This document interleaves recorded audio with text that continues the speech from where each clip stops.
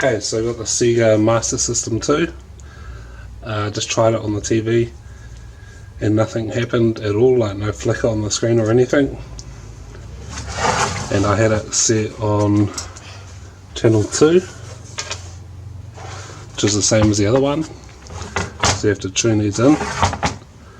But yeah, I'm just going to tear it down. It looks quite messy, dirty inside, so we're going to give it a clean out and just have a look and a bit of a test.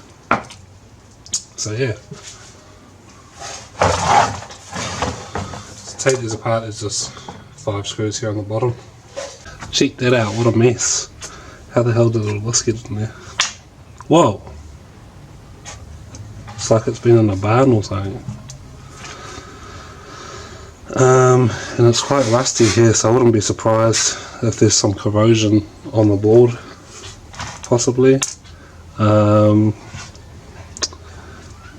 going to take this heatsink off. This switch kind of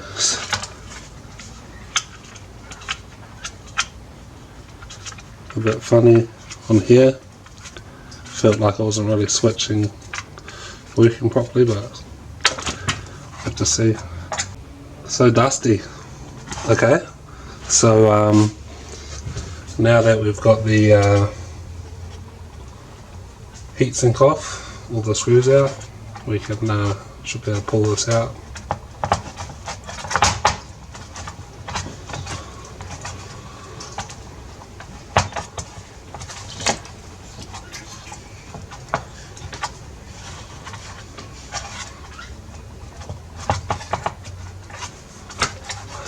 Oh no, we've got to take these 2 screws out.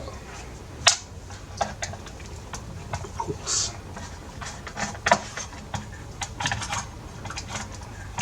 That was like a different thread. That bolt came out of there.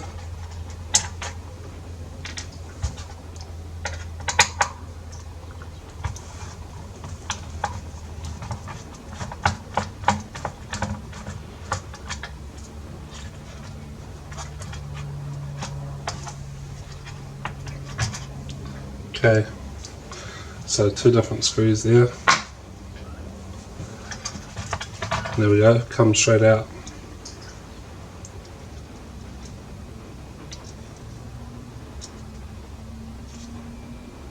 What a mess.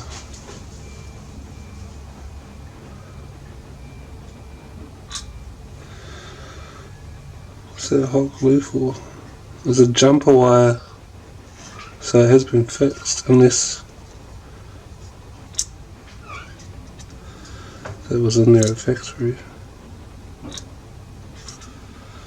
Some of these do have jumper wires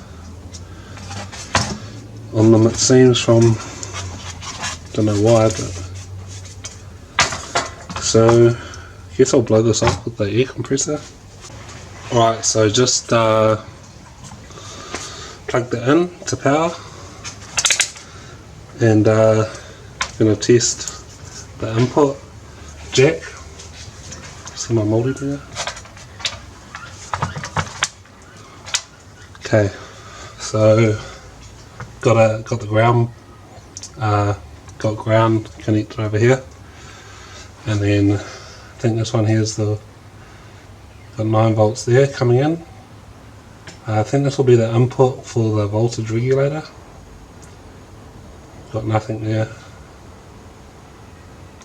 and this pin here that could actually be the input. It's nothing there either. So I figured out the switch is down here, but we got 9 volts here, and then nothing on the other side, which I think should be connected when the switch is on, by the look of it.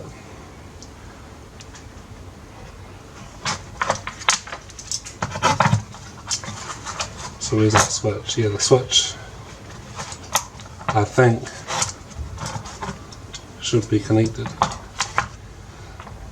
The voltage should go from there to there, I think, when the switch is on. So not sure why it's not. Obviously the switch is faulty, I guess. So obviously not making a connection inside.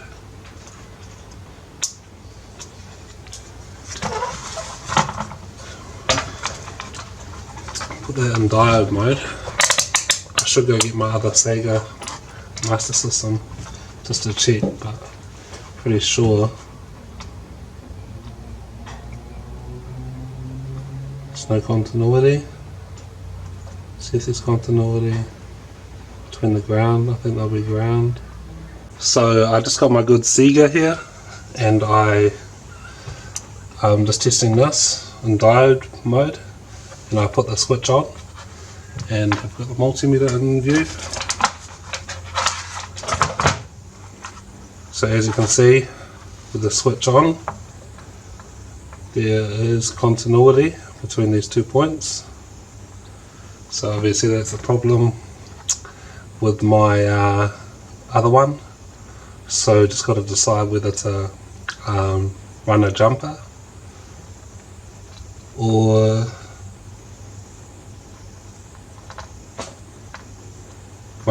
or replace the switch. So I guess for now I'll just put a jumper wire across and test it and see if it works. So I put the jumper wire in,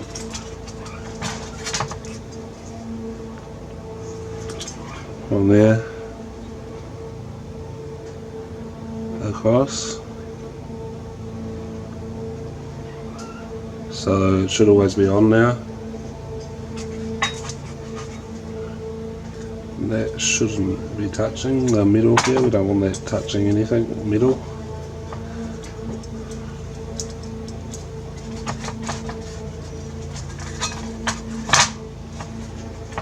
Okay, and so I'm just going to actually clean this out a bit. So I just folded up a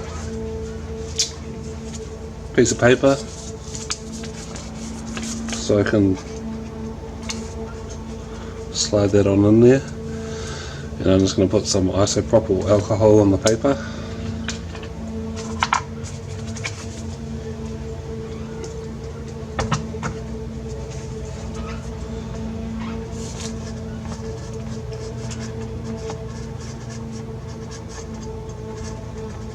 Not that dirty, just dusty I guess.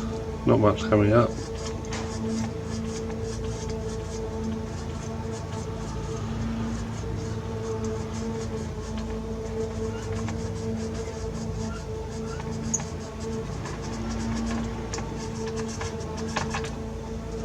It's pretty clean actually. I guess it hasn't been used for a while. It's like it's been stored in a shed or something.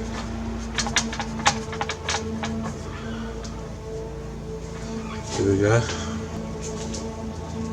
So now we just got to test it out on the TV, see if it works.